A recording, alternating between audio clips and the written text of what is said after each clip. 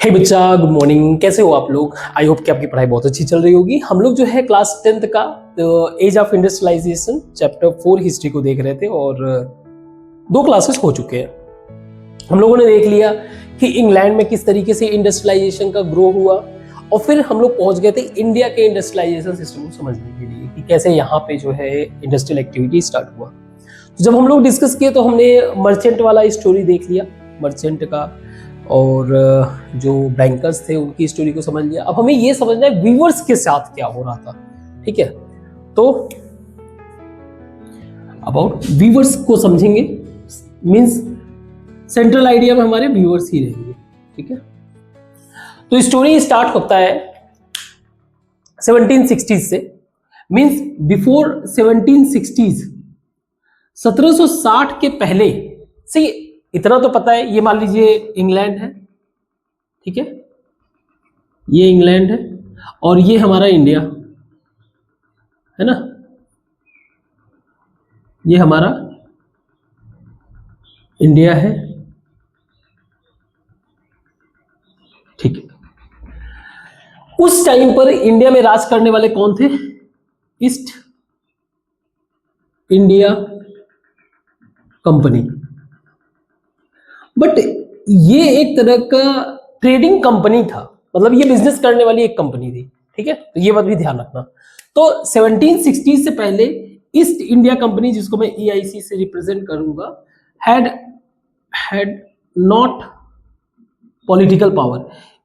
इनका political power यानी कि कंट्रोल इंडिया पे अभी तक नहीं हुआ है। पॉलिटिकल पावर याद रखना, 1757 में एक बैटल ऑफ प्लासी हुआ था बंगाल में। वो एक तरीके से स्टार्ट था, लेकिन प्रॉपर वे से पॉलिटिकल पावर अभी गेन नहीं किया। यहां से इनका डिक्लाइन शुरू हो जाएगा, बट अभी इस सिनेरियो को समझते हैं। तो प्रॉपर पॉलिटिकल पावर नहीं गेन हुआ था। तो बिफोर, इसके पहले क्या चल रहा था? इसके पहले का सिचुएशन क्या था? 1760 से ही इनका डिक्लाइन भी होता है और काफी कुछ बदलाव भी होता है, उसको देखेंगे। क्योंकि हम लोग वॉर वगैरह को डिस्कस नहीं कर रहे, हम लोग सिर्फ एक पर्टिकुलर एस्पेक्ट को डिस्कस कर रहे, तो वॉर पे नहीं जाएंगे। तो पहले का सिचुएशन क्या था 1760 से पहले? नो या factories in England not properly developed. England का सिचुएशन समझो। इंग्लैंड का सिचुएशन, वहां पर फैक्ट्री प्रॉपर वे से डेवलप नहीं था, तो कपड़े का डिमांड यहां पे हाई था इस टाइम पर। मींस क्लॉथ का डिमांड बहुत ज्यादा हाई था। और ऊपर से मैंने ये भी बताया था कि सिर्फ इंडिया ही था जहां पे फाइन क्लॉथ होता था, फाइन कॉटन क्लॉथ। तो वैसे भी एक तरह से ये प्रेस्टीज को शो करता था, क्लास को शो करता था, तो ये बहुत ही ज्यादा मैटर करता था। तो फिर इन कंपनी के लिए धीरे धीरे पावर गेन करना शुरू हो गया था। तो ईस्ट इंडिया कंपनी के लिए प्रॉब्लम क्या था? सी, पहले तो वीवर्स को समझते हैं। उस टाइम पे वीवर्स और मर्चेंट कैसा, क्या इनके पास फेवर था? Weavers and merchant. तो कंपनी सिर्फ इंग्लैंड की ही नहीं थे, और भी कई सारे यूरोपियन कंपनीज थे, जैसे कि नीदरलैंड की कंपनी थी, डेनमार्क की कंपनी थी, फ्रांस की कंपनी थी, है ना। तो कई सारे कह सकते हो there was a huge competition huge था, ह्यूज। यार ये एक सेकंड रुकना जरा।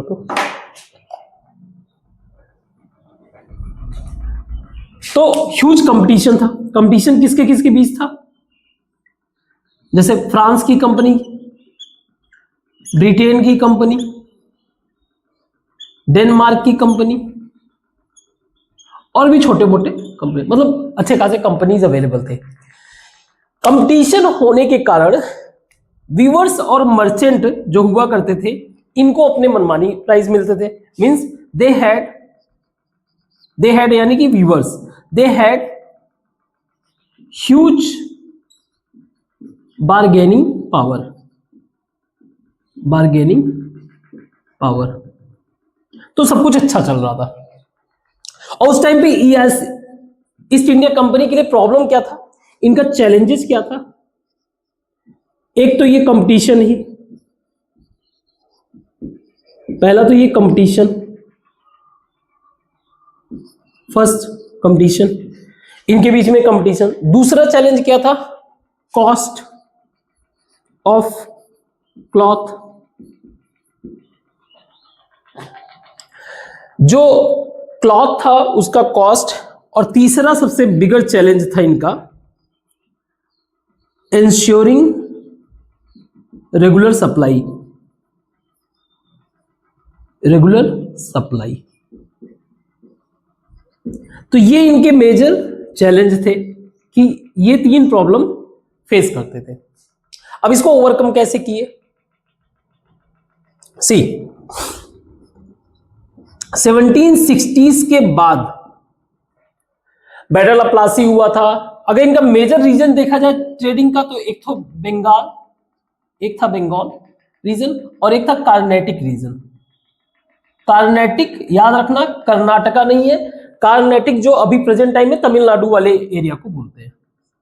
हम लोग तमिलनाडु वाले जो कोस्टल एरिया से, यूजुअली उस टाइम पे ट्रेड हुआ करते थे, इंटरनेशनल ट्रेड तो कोस्ट से ही होते थे, तो कोस्टल एरिया से ही सब कैरी आउट। तो ये कार्नेटिक रीजन था और एक बंगाल रीजन, ये दो फेमस रीजन। और यहीं पे बैटल होता है, ठीक है। बैटल ऑफ प्लासी होता है 1757 में, और उसके बाद बक्सर होता है। तो जिसके कारण जो है ये लोग पॉलिटिकल पावर गेन कर लेते हैं। 1760s के बाद क्या हुआ? After EIC got political power. Political power मतलब वही, रूल कौन बनाता है? राजा। राजा वाजा को पीट पाट के अपना पावर गेन कर लिए, फिर से एक राजा अपने तरफ से बिठा दिए, उनके कंट्रोल में। तो गॉट पॉलिटिकल पावर। अब इस पावर के अंदर क्या किए? इस पावर के थ्रू दे गॉट, मतलब इन्होंने राजा से ले लिया, राजा तो इन्हीं के कंट्रोल में थे। दे गॉट मोनोपोली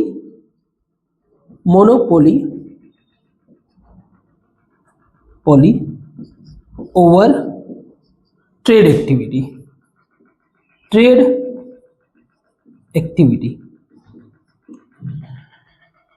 अब ये ऐसा नहीं है कि अचानक से हो गया, लेकिन ये पीरियड यहां से स्टार्ट हो गया था, ठीक है। They get monopoly over trade activity. तो इनको करना क्या था? इनको ये तीन काम करना था जिससे इनका काम हो सके, है ना, क्लॉथ वाला। तो इन्होंने कई सारे स्टेप्स लिए। वो स्टेप्स क्या लिए उसको हम लोग डिस्कस करेंगे, इसको मिटाते हैं। तो ईस्ट इंडिया कंपनी ने अपने चैलेंजेस को कैसे रिजॉल्व किया उसको समझते हैं। तो पहले जो सिस्टम था, देखो, वीवर्स थे। वीवर्स क्या करते थे? क्लॉथ मेक करते थे। इनको लेके क्लॉथियर, जो क्लॉथियर हुआ करता था, मतलब कपड़े वपड़े कलेक्ट करने वाला, ये लेके जाता था। लोकल ट्रेडर कह लो, या फिर जो थोड़े मर्चेंट्स हैं, बिग मर्चेंट्स, उनको बेच देता था। और इनके बाद जो है ये बेचते थे ब्रिटिशर्स को, या फिर कह लो अदर कंपनीज को। ब्रिटिशर्स हो गए, पोर्तुगीज हो गए, है ना, इसके अलावा डच हो गए, फ्रेंच हो गए, इन सबको। अब प्रॉब्लम क्या था? जो तीन चैलेंजेस थे मेजर, एक तो कॉस्ट का, रेगुलर सप्लाई का, और तीसरा इनसे कंपटीशन का। तो अब ईस्ट इंडिया कंपनी जो है, east India company power gain कर लिया है। ईस्ट इंडिया कंपनी ने पावर गेन कर लिया, पावर गॉट, एंड आल्सो किस तरह का पावर? Monopoly over trade. तो इन्होंने किया क्या? Monopoly over trade. तो इन्होंने जैसे पहला स्टेप इन्होंने लिया, जैसे स्टेप वन, इस स्टेप में इन्होंने क्या? They removed removed middleman. Now middleman क्या थे? क्लॉथियर और लोकल मर्चेंट्स। तो स्टेप क्या है, ऐसे ही बस समझो, स्टेप क्या ही बोलूं मैं इसको, क्योंकि डिटेल में ही चल रहा है ना, तो कोई स्टेप वगैरह छोड़ो। तो इन्होंने मिडिलमैन को रिमूव कर दिया, यानी क्लॉथियर जो यूजुअली इनके विलेज का ही होता था, और दूसरे लोकल ट्रेडर्स। तो कैसे रिमूव किया उसको समझो। क्योंकि इनके पास पॉलिटिकल पावर था, दे अपॉइंटेड अ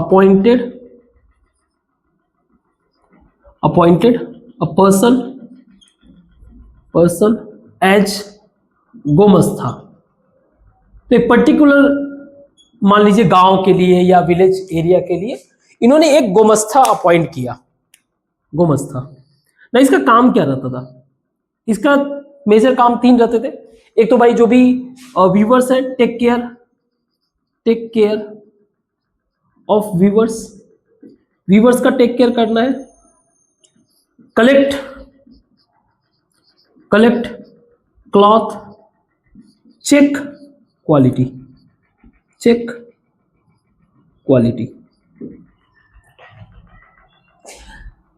उन्होंने क्या किया? मिडिल मैन को हटा दिया। अब एक चीज देखो, जब भी गोमस्ता गांव में एंटर करता था, अभी तक जो क्लोथियर थे, ये तो सेम विलेज के हुआ करते थे, सो they have social connection,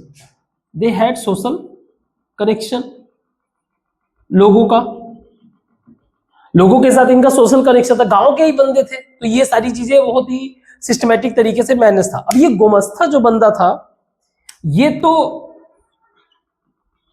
from other village, कहीं अदर लोकेशन का बंदा रहता था, फ्रॉम अदर लोकेशन, कहीं अदर का बंदा रहता था। So had no social connection. तो इसका सोशल कनेक्शन तो था नहीं, ठीक है, इसका कोई सोशल कनेक्शन नहीं था। इसका बस काम यही था कि ये आता था, लोगों से कपड़े लेता था, और अगर कोई प्रॉब्लम है तो पैसे वैसे देके सॉर्ट आउट करने का काम। So when he came into village along with, जब भी आता था along with सिपॉय, तो सिपॉय वगैरह के साथ आता था। नाउ अब बात समझो, ये तो चलो मेन चीज हो गया कि इन्होंने मिडिल मैन हटा दिया, गोमस्ता को अपॉइंट कर दिया। अब इन्होंने कंपटीशन कैसे खत्म किया? They started to give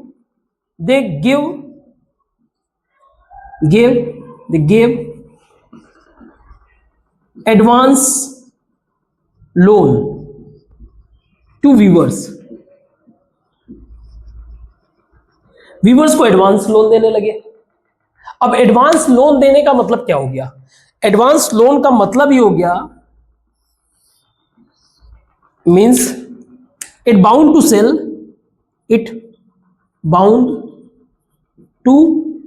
cell one buyer, specially who gave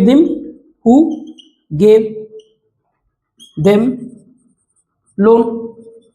सिर्फ उन्हीं को बेचना था जिन्होंने लोन दिया था। और इसके अलावा भी क्योंकि पॉलिटिकल पावर तो था ही, आल्सो इन्होंने restrict weavers to sell other buyers. इन्होंने बायर्स को, वीवर्स को भी मना कर दिया कि देखो तुम और किसी को बेच नहीं सकते हो। सिचुएशन क्या था? अब लोन ने क्या किया? Because of loan, weavers had to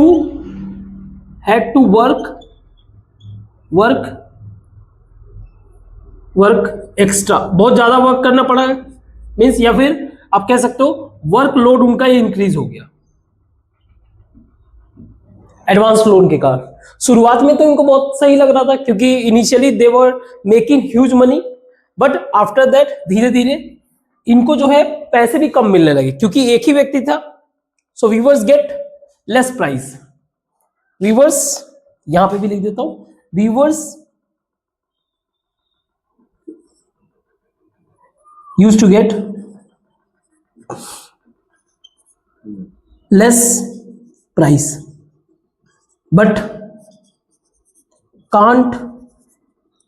couldn't do anything, but couldn't do anything। इनके पास कुछ करने के लिए था ही नहीं, क्योंकि इनके पास लोन में पैसे अवेलेबल है, तो इनका वर्कलोड बढ़ गया।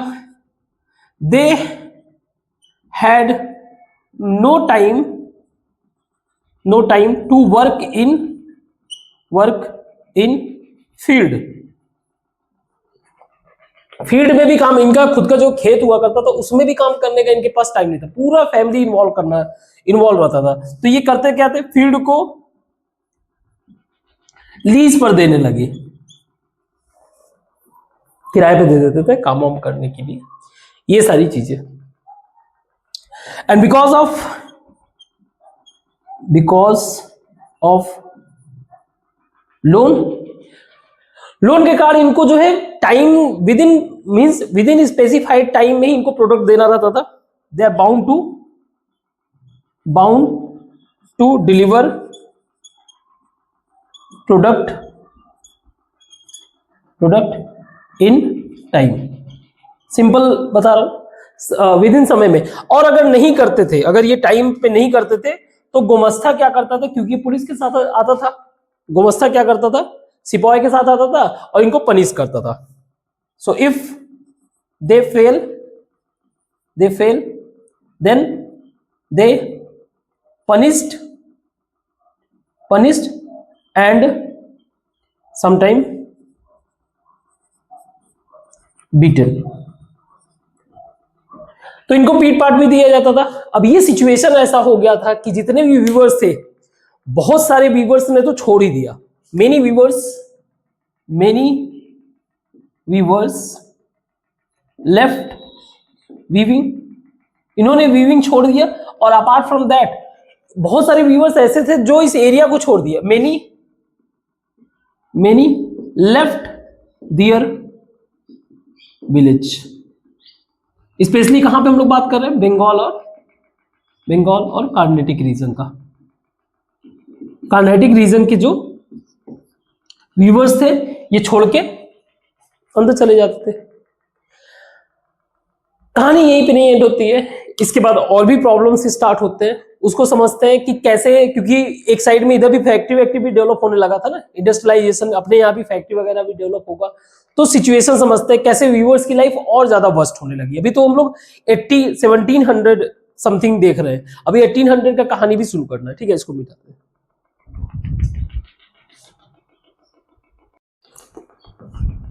तो देखते हैं कैसे बचे हुए जो थोड़े बहुत व्यूवर्स थे या हैंडलूम इंडस्ट्री था इंडिया का, कैसे कोलैप्स हुआ। तो ये हमारा टॉपिक है मैनचेस्टर इन इंडिया। मैनचेस्टर एक इंग्लैंड का सिटी है, तो उसको समझना है। एक पर्सन थे 1772 में जिनका नाम था हेनरी पोर्ट्यूलो। इन्होंने कहा था उस टाइम पर, at that time he said that कि जो इंडियन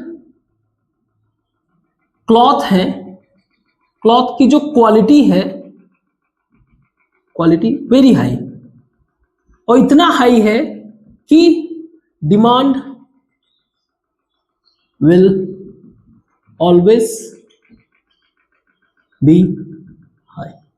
इसकी इतनी क्वालिटी है कि इसका डिमांड हमेशा बना रहेगा। लेकिन हुआ क्या, तो डेटा पे ही चलते हैं। 1800 में इंग्लैंड में या फिर ऐसे कह लो इंडिया से करते ज्यादा सही रहेगा। इंडिया से क्लॉथ एक्सपोर्ट जो होता था, यानी टोटल एक्सपोर्ट का जो क्लॉथ एक्सपोर्ट था वो था लगभग 33% था। सारे इंटरनेशनल ट्रेड का लगभग 33% था। जो 1850 आते आते इंडियन क्लॉथ एक्सपोर्ट लगभग 3% रह गया। तो हम लोग कह सकते हैं कि विद इन 40 40 ईयर में इट ऑलमोस्ट एंडेड, ये लगभग एंड हो गया।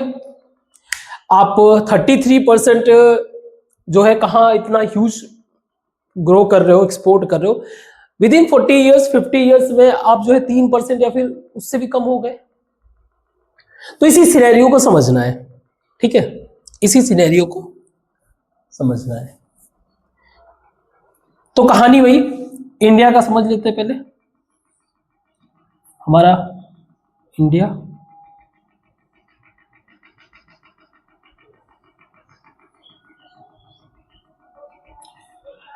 ठीक है, और ये बना लेते हैं एक इंग्लैंड। तो कहानी समझो इसमें चल क्या, वैसे इंग्लैंड बहुत छोटा है इंडिया से, ठीक है, इंग्लैंड ये हमारा इंडिया, और कोई कंट्री वंट्री इसमें इंक्लूड करना बता देना, सारा हड़प लेंगे। खैर, इंग्लैंड में जो इंडस्ट्रियलिस्ट थे उन्हें पता था कि वो कंपीट नहीं कर सकते, they can't compete with Indian cloth से ये कंपीट नहीं कर सकते। तो इन्होंने गवर्नमेंट के ऊपर प्रेशर बनाया, they put pressure on government. तो गवर्नमेंट ने किया क्या, गवर्नमेंट इम्पोज्ड इंपोर्ट ड्यूटी। मतलब इसका क्या हुआ, जैसे 100 रुपए का सामान आया यहां पे 100 रुपीज का, लेकिन ये मार्केट में एंटर करेगा 120 या जो भी 20% का अगर टैरिफ लगाते हैं, मतलब इंपोर्ट ड्यूटी लगाते हैं, तो 120 हो जाएगा। तो इसके कारण जो यूरोप मतलब इंग्लैंड की बात कर रहे हैं अभी, इंग्लैंड का जो मार्केट उसमें इंडियन क्लॉथ का price, Indian cloth become costly. आपके बुक में नहीं दिया हुआ है, लेकिन एक एक्ट था जिसका नाम है कैलियो एक्ट। इस एक्ट के अंतर्गत अगर आप इंडियन कपड़े पहनते हो सॉफ्ट, उस कपड़े को पहनने का आपको टैक्स देना पड़ेगा, कैलियो टैक्स। समझ लो, फिर भी लोग पहनते थे उस टाइम पे भी, जैसे कहीं ना कहीं इंडियन क्लॉथ उस टाइम पे प्रेस्टीज शो करता था। तो एक तो यहां पे जो है कॉस्टली हो जाने के कारण, दूसरा अब इसके कारण जो है इनका डिमांड तो बढ़ ही रहा था, जो यहां का मशीन मेड प्रोडक्ट था। दूसरा, दे अलाउड टू आल्सो, मतलब ये जो इंग्लैंड के इंडस्ट्रीज थे, they asked for open access to Indian market, कि हमें इंडियन मार्केट में अपना सामान बेचने का मौका दो, इंडियन मार्केट। तो सोच के देखो, इंग्लैंड से जो प्रोडक्ट आ रहा है, वो विदाउट नो ड्यूटी, कोई ड्यूटी नहीं, मतलब आसानी से वो एंटर कर ले रहा है। लेकिन अगर इंडिया से इंग्लैंड में कोई प्रोडक्ट जा रहा है, उसमें ड्यूटी मिल रहा है, बहुत ज्यादा ड्यूटी लगाया जा रहा है। तो सिचुएशन देखो, जहां 1800 में इंडियन क्लॉथ, मतलब इंडिया का जो क्लॉथ इंपोर्ट था, मतलब कपड़े मंगाने का सिचुएशन, कितना परसेंटेज हम लोग इंपोर्ट करते थे? लगभग 0%। ऑब्वियस बात है, हमारे कंट्री में अच्छा खासा कपड़े बन रहे हैं, मिल रहे हैं, तो क्यों कोई ब्रिटेन का कपड़ा पहनेगा? यही 1850 आते आते ये लगभग 33% इंपोर्ट करने लगे, 31% इंपोर्ट करने लगे, और 1870 तक इट बिकम्स मोर देन 50%। 50% से भी ज्यादा हम क्या कर रहे हैं? कपड़ों को इंपोर्ट कर रहे हैं। सोच के देखो, एक वीवर जो है कपड़ा बना रहा है, पर उसका कपड़ा बिक ही नहीं रहा है। See the Indian market Indian market flooded with cheap machine made product, machine से बना हुआ प्रोडक्ट से इंडियन मार्केट भर गया। क्लियर है? इंडियन मार्केट पूरा का पूरा भर गया और यहां पे व्यूवर्स को प्रॉब्लम होने लगा। लोगों को जब सस्ते, क्योंकि वैसे भी उस टाइम पे इंडिया के लोग भी गरीब हुआ करते थे और ब्रिटिशर्स के आने के बाद और भी ज्यादा, तो उनको जहां से सस्ता मिलेगा तो व्यूवर्स फेस डिफिकल्टी। कहां पे? हर जगह। ना तो उनका own market, means in their own market, अपने खुद के मार्केट में, और इंटरनेशनल मार्केट। अब सोच के देखो, सोचना क्या है? सोचना यह है कि इनके सामान को बेच कौन सकता है? कंप्लीट कह सकते हो इंडिया में कंप्लीट मोनोपोली किसका था? इंग्लैंड का। So they only allowed to sell their product to the Britishers. उसके अलावा तो किसी को भेज नहीं सकते। तो ब्रिटिशर्स कहां लेके जाएंगे? इंग्लैंड ही लेके जाएंगे ना। उसके बाद इनको दुनिया में बेचना वो बात की बात है, लेकिन सिनेरियो आप समझो। इसके कारण ना तो ये इंटरनेशनल मार्केट में, अब इसके कारण व्यूवर्स की हालत खराब हो गई, जो बचे खुचे भी व्यूवर्स थे। इसके ऊपर एक और चीज हुआ, 1860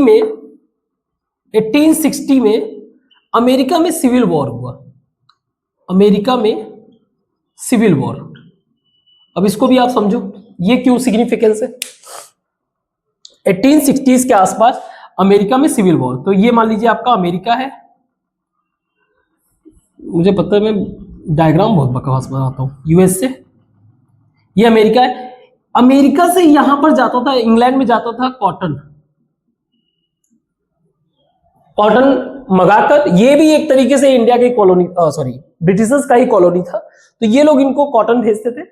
ठीक है, मतलब ज्यादातर ब्रिटिशर्स लोग ही थे, तो इनका एक कह सकते हो इकोनॉमिकली ये जुड़े हुए थे। तो ये इनको कॉटन भेजते थे, कॉटन वगैरह बना के कपड़े वपड़े डिस्ट्रीब्यूट करने का काम करते थे। अब इसके कारण हुआ क्या?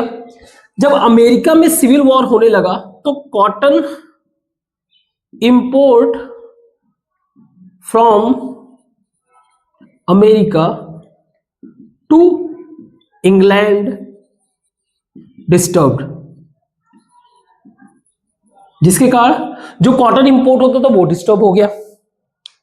अब ये डिस्टर्ब होने के कारण, इसके कारण क्या हुआ? Now cotton start to import from India. तो जो इंडिया के अंदर कॉटन रॉ मटेरियल था, कॉटन का मतलब क्या हो गया? रॉ मटेरियल, वो इंडिया से जाने लगा। अब ये अगर जाएगा, इसका रिजल्ट क्या हुआ? Indian weavers difficult to find cotton for their product. खुद के प्रोडक्ट बनाने के लिए इनको कॉटन बहुत ज्यादा मुश्किल से मिलता था, और अगर मिलता भी था तो वो क्या होते थे? कॉस्टली। तो यार कॉस्टली तुम रॉ मटेरियल लोगे और फिर कपड़ा बनाओगे तो वो भी तो कॉस्टली बिकेगा, फिर फर्दर इनका। तो हर एक तरीके से ये क्या थे? परेशान थे। और इतना ही नहीं, एक और चीज हुआ। इसी दौरान इंडिया में फैक्ट्री लगना भी शुरू हो गया था। यानी कि हम 1850s के आगे डिस्कस कर रहे हैं। 1860s 70s में स्टार्ट हो गया था फैक्ट्रीज इन इंडिया। नाउ ये जो सिचुएशन है ना, ये वाला सिचुएशन कि Indian market flooded with machine made product, इसी को बोलते हैं मैनचेस्टर। मैनचेस्टर मतलब वही इंग्लैंड का एक city, Manchester in India.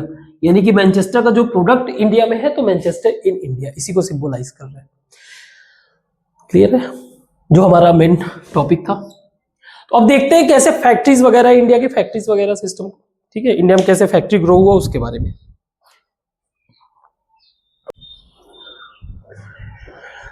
Factories in India, ये बड़ा इंटरेस्टिंग टॉपिक है। ठीक है, फैक्ट्रीज इन इंडिया।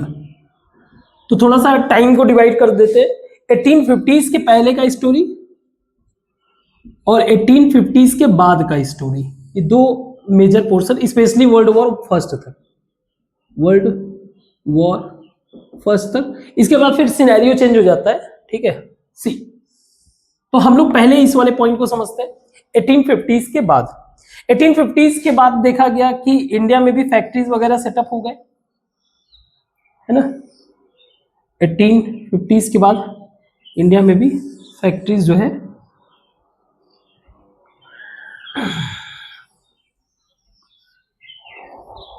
देखो, इस टाइम पे मैं इंडिया बना रहा हूं ना, तो मैं पाकिस्तान, बांग्लादेश और म्यांमार इंक्लूडेड है, ठीक है, क्योंकि वो इंडिया का ही पार्ट था।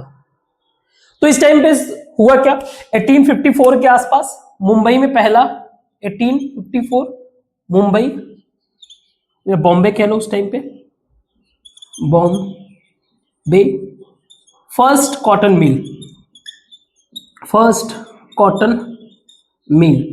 अब देखो, आप आगे चल के जब सब चीजों को कनेक्ट करोगे स्टडी में, तो आपको पता चलेगा कि ये कॉटन मिल यहाँ पे क्यों, क्योंकि यहाँ पे ब्लैक सॉइल है, black soil good for the cotton. और यहाँ पे इन्होंने पहला जो है फर्स्ट जूट मिल, तो जूट मिल, इन सब का जियोग्राफिकली आंसर आपको मिल जाएगा। बहुत ज्यादा पानी चाहिए रहता है इसको ग्रो होने के लिए, यहाँ पे वाटर बहुत अवेलेबल है, तो इसके कारण जो है यहाँ पे, तो बंगाल में 1860s से जूट मिल लगना शुरू हो गया। फिर अपार्ट फ्रॉम दैट मद्रास में, मतलब अगर देखा जाए तो 1850 से लेके 75 तक तो अच्छा खासा ग्रो हुआ। मद्रास में फैक्ट्री लगे, कानपुर में फैक्ट्री लगे, कानपुर यहाँ पे, कानपुर में एल्गिन मिल लगा, है ना। पंजाब में लगे, पंजाब में, अहमदाबाद में लगा, अहमदाबाद। तो ऐसे करके जो है कई सारे फैक्ट्रीज लगे। उस टाइम पे जो है, जब वर्ल्ड वॉर से पहले का सिनेरियो क्या था, there was three major managing agencies. See, इनको फंड कौन करता था, फंडेड बाई, ये जितने भी इंडस्ट्रीज हम डिस्कस कर रहे हैं, ये इधर की scenario, funded by Indian financiers. तो इनके पास पैसा कहां से आया होगा, उसको इस वाले स्टोरी में डिस्कस समझेंगे। तो इनको फंड करते थे इंडियन फाइनेंसर्स, लेकिन मैनेज कौन कर रहा है, तीन ऐसे मेजर मैनेजिंग एजेंसीज थे। नाम था, एक था बर्ड, ये जरूरी नहीं है आपको याद करना, ठीक है, बर्ड हेलिगर्स एंड कंपनी, और एक था एंड्रयू यूले। आप बुक में देख सकते हो, ये जरूरी नहीं कि आपको याद रहे ये चीज, ठीक है। इसके अलावा एक थे जॉर्डिन स्किनर, ये सब नाम वगैरह आप क्रॉस चेक करोगे, ठीक है, स्किनर्स एंड कंपनी। तो इनका काम क्या रहता था, दे मैनेजिंग होल कॉमर्स एक्टिविटी, जितने भी कॉमर्स एक्टिविटी था उसको मैनेज करते थे। एंड जो इंडियन फाइनेंसर्स है, they are not allowed to participate in, एक तरह से कह सकते हो इनकी मीटिंग वगैरह जो होता था, ऐसा कोई मीटिंग, या सी, इन लोगों ने क्या किया था, अपना एक सेपरेट चैम्बर ऑफ कॉमर्स बना रखा था, चैम्बर ऑफ कॉमर्स बना रखा था यूरोपियंस ने। तो नॉट पार्टिसिपेट इन चैम्बर, या ऐसे कह लो not allowed in chamber of commerce. तो देखा जाए पैसा बेशक इनका था, इंडियंस का, लेकिन फिर भी सारा काम मैनेज किया जाता था एजेंसीज के द्वारा।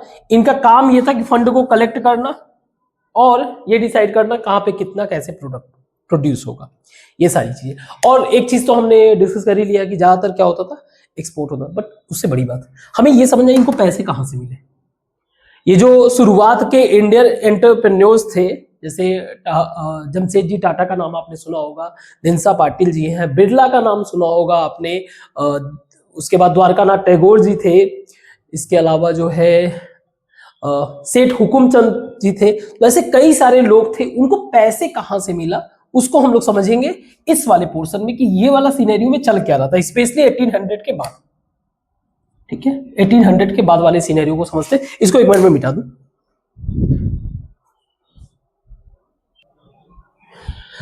सो 1800 के बाद देखा जाए तो मेजर तीन कंट्री ऐसे थे, तीन ऐसे कंट्री थे जिनके बीच में ट्रेड फ्लरिश हो रहा था। ठीक है, तो हम लोग थोड़ा सा वर्ल्ड मैप बनाएंगे। ठीक, वर्ल्ड मैप बनाएंगे क्योंकि सिनेरियो ऐसे ही समझ में आएगा आपको।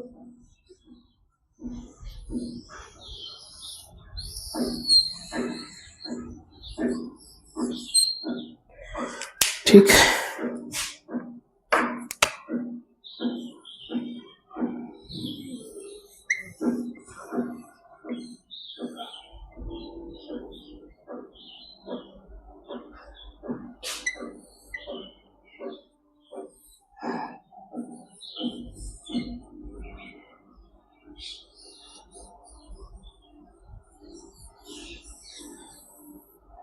नो, यहां पे है इंग्लैंड। ठीक है, ये इंग्लैंड हो गया, ये आपका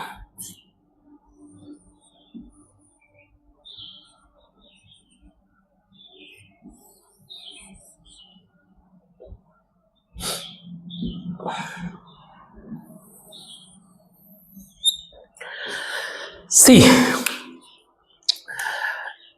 दुनिया में दो चीजों का मेजर ट्रेड होता था, एक था मसाला और एक था टी।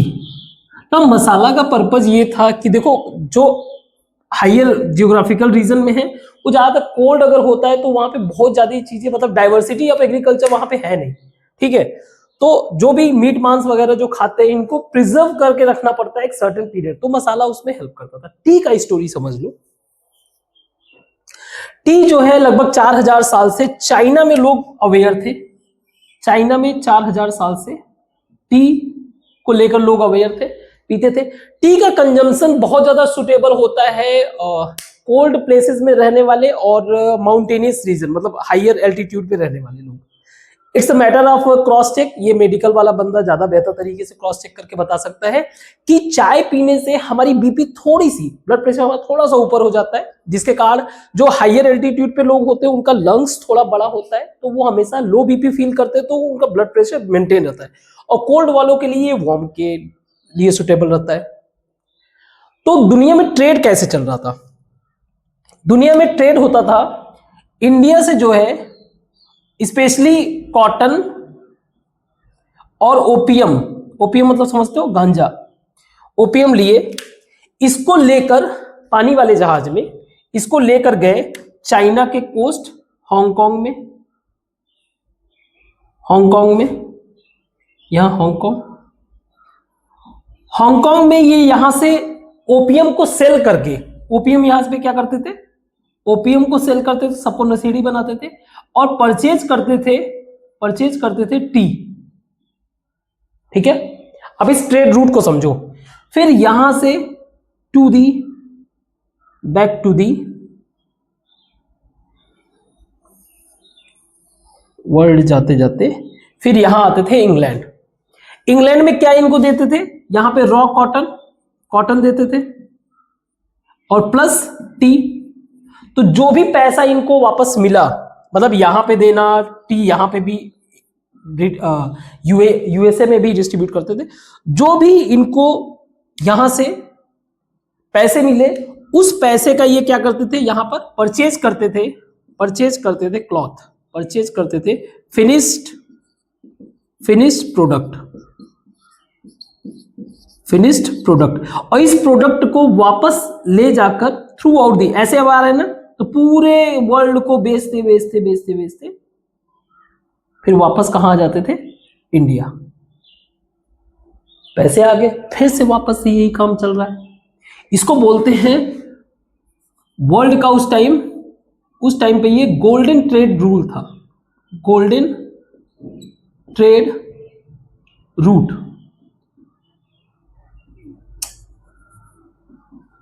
और इसमें कौन कौन था? India, China, Britain. इंडिया से क्या लेते थे? सेल एंड परचेज बना देता हूं।